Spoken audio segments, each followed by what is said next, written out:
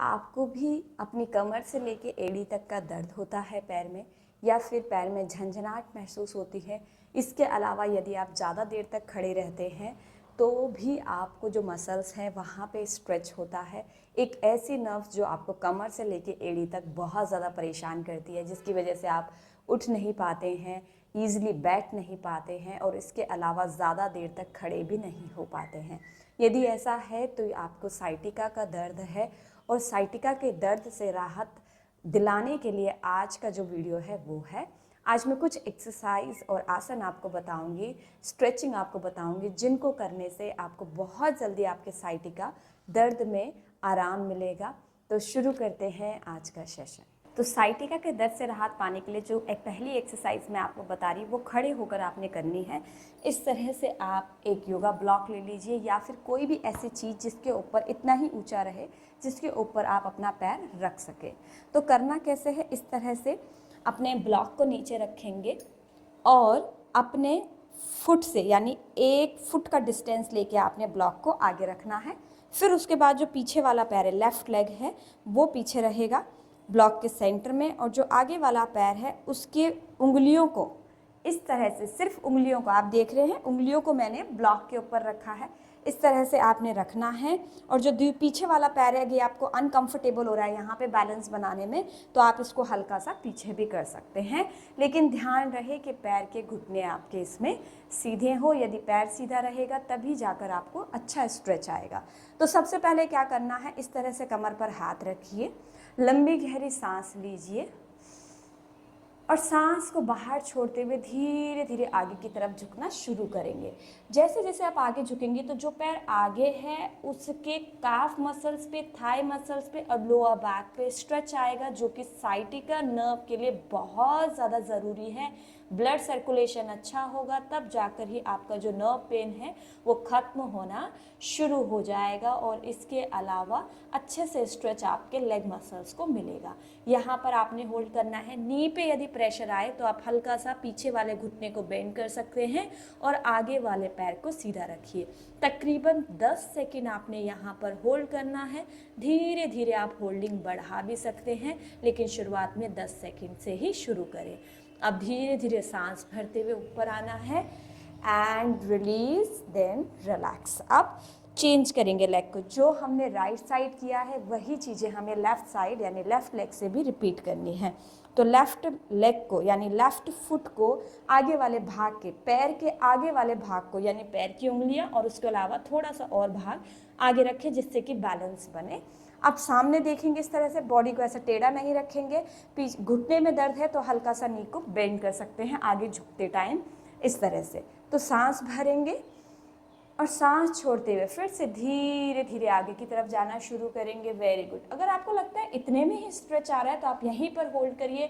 आपको लगता है थोड़ा और नीचे जा सकते हैं, थोड़ा और स्ट्रेच कर सकते हैं, और यहाँ पर आपने होल्ड करना है। रीढ़ की हड्डी को ऐसे कर्व नहीं बनाना है, कोशिश करिए कमर को सीधा रखिए और यहाँ पर भी आपने 10 सेकंड होल्ड करना है। यदि फ्रंट नी में भी बेंड आए यानी घुटने में दर्द हो तो हल्का सा नी को बेंड करके ही आप धीरे धीरे आगे जाइए और फिर घुटने को धीरे धीरे सीधा करिए। जैसे जैसे सीधा करना शुरू करेंगे स्ट्रेच आना स्टार्ट होगा। 10 सेकंड होल्ड करके फिर वापस धीरे धीरे सांस भरते हुए आपने वापस आ जाना है। इसके अलावा जो नेक्स्ट एक्सरसाइज है वो हम बैठ कर करेंगे।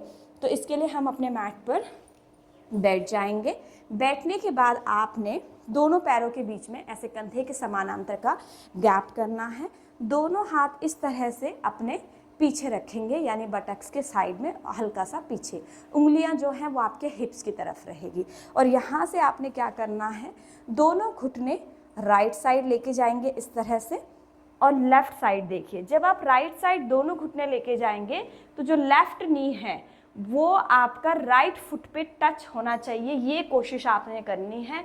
और उल्टी दिशा की तरफ यानी उल्टी दिशा, राइट साइड नी है तो लेफ्ट साइड देखिए।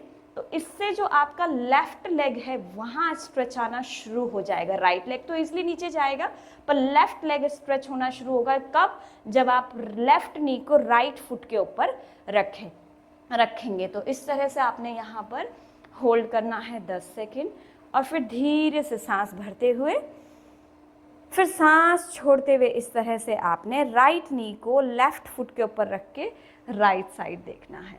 बहुत अच्छा। यहाँ भी आपने इसको 10 सेकंड होल्ड करना है, उसके बाद वापस, और इस तरह से आपने 3 बार इस एक्सरसाइज को करना है। इसके अलावा जो नेक्स्ट एक्सरसाइज है वो भी बैठकर ही आप करेंगे, तो उसके लिए भी पैरों को इस तरह से आपने ओपन करना है, और देखिए हिप लेवल पे मेरे लेग्स ओपन है, और अब क्या करना है, दोनों नीज को इस तरह से राइट साइड लेकर जाइए। जब दोनों घुटने राइट साइड चले गए तो जो राइट लेग है उसको थोड़ा सा आगे बढ़ाइए, और राइट एंकल यहाँ से लेके और घुटना, ये चीज़ आपकी सीधी होनी चाहिए। अगर ये ऐसे रहेगी तब जाकर आपको स्ट्रेच नहीं आएगा, या फिर ऐसे रहेगी तो भी आपका अलाइनमेंट गलत है। ये चीज़ आपकी कैसी रहनी चाहिए, ऐसे एक सीधी लाइन रहनी चाहिए, और इधर से भी आपका नी और बटक्स एक लाइन, यानी एल बनना चाहिए आपका इस तरह से। पीछे वाले लेग से हमें कोई मतलब नहीं है, उसको जैसा है आपने वैसे ही रखना है। अब सामने की तरफ देखिए, रीढ़ की हड्डी को सीधा करने की कोशिश करिए। उसके अलावा दोनों हाथ यहाँ पर आगे, जो फुट आगे है, पैर आगे है, उसके आगे की तरफ यहाँ हाथ रखिए। इधर हाथ नहीं रखेंगे, इधर हाथ नहीं रखेंगे, कहाँ, बिल्कुल ठीक अपने सामने। और यहाँ से फिर आपने वॉक करके चलते हुए धीरे धीरे अपने हाथों की सहायता से आगे जाना है। जितना आप जा सकते हैं उतना जाइए, और इस तरह से अपने एल्बोज को नीचे रखते हुए, या फिर इस तरह से अपने माथे को आपने अपने हाथों पर रखना है, और 10 सेकंड यहाँ पे होल्ड करना है। जो फ्रंट लेग है उस पे पूरा स्ट्रेच आएगा, राइट लेग पे, राइट थाई मसल्स पे, राइट ग्लूट्स पे, जो कि आपके साइटिका के लिए बहुत ज़्यादा हेल्पफुल है। और ज़रूर आप इन एक्सरसाइज को करिए तो आपको बहुत जल्दी आराम आना शुरू हो जाएगा। आप 10 सेकंड होल्डिंग के बाद गर्दन को ऊपर उठाएंगे, और धीरे धीरे फिर हम वापस आएंगे। Right side complete. अब लेफ्ट साइड से करना है। इस तरह से लेफ्ट साइड से करने के लिए भी आपने अपने लेफ्ट फुट को बाहर निकालना है, रीढ़ की हड्डी को सीधा रखना है। फिर से अलाइनमेंट चेक करिए, और दोनों हाथ लेफ्ट लेग के आगे की तरफ रखते हुए धीरे धीरे आगे जाइए, और उसके बाद अपने माथे को अपने हाथ पे रखिए। नहीं रख पाते हैं तो इसी तरह से होल्ड कर लीजिए। 1 2 3 4 5 6 7 8 9 10। 10 सेकेंड होल्ड हो गया, और अब धीरे से हम वापस आ जाएंगे। Now walk back side and release. 3 बार इस एक्सरसाइज का भी आपने अभ्यास करना है। अब जो 4th एक्सरसाइज है वो हम पीठ के बल लेट के करेंगे। इनका अभ्यास, इन सभी एक्सरसाइज का अभ्यास आप अपने बेड पर, अपने मैट पर कर सकते हैं। कोशिश करिए बिस्तर पे ना करके आप इस तरह से हार्ड फ्लोर पे ही करें तो ज़्यादा अच्छे से आपको आराम आएगा। तो देखिए, कमर को सीधा करना है, पैरों को भी सीधा करना है। उसके बाद आपने दोनों नीज को बेंड करना है। दोनों नीज बेंड करा। अब राइट एंकल को इस तरह से यहाँ लेफ्ट थाई के ऊपर रखिए। यहाँ रख दिया, इस तरह से मैं साइड से आपको दिखाती हूँ। हाँ, ऐसे रख के ये शेप आपका बन गया। अब जो पैर नीचे है यानी लेफ्ट लेग, उल्टा पैर है, उल्टे पैर की थाइस को हमको दोनों हाथ से ऐसे होल्ड करना है। पकड़ लिया। अब घुटने को, उल्टे पैर के घुटने को छाती की तरफ लाना है। धीरे धीरे जैसे जैसे आप छाती की तरफ नी को लेकर आएंगे तो बहुत प्यारा सा, बहुत अच्छा स्ट्रेच आपको आएगा। कहाँ?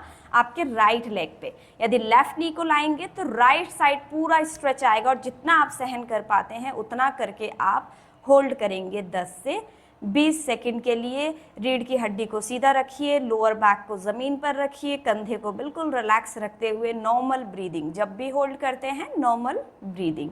होल्ड करने के बाद पैर को नीचे, then release your right leg, और सेम रिपीट करना है किससे? लेफ्ट लेग से। तो लेफ्ट एंकल को राइट थाइस के ऊपर रखेंगे, और इस तरह से देखिए, काफ़ी लोग इसको ऐसे रखते हैं, तो ऐसे नहीं रखना है, स्ट्रेच नहीं आएगा बल्कि आप अनकंफर्टेबल फील करेंगे। आपको एंकल को थोड़ा सा पैर और आगे करके ये वाला भाग आपने थाइस के ऊपर रखना है पैर का। अब राइट थाई को होल्ड करेंगे और धीरे धीरे राइट नी को छाती की तरफ खींचते हुए स्ट्रेच करेंगे। अब लेफ्ट लेग में अच्छा सा स्ट्रेच आएगा, और यहाँ आपने होल्ड करना है 10 सेकेंड के लिए।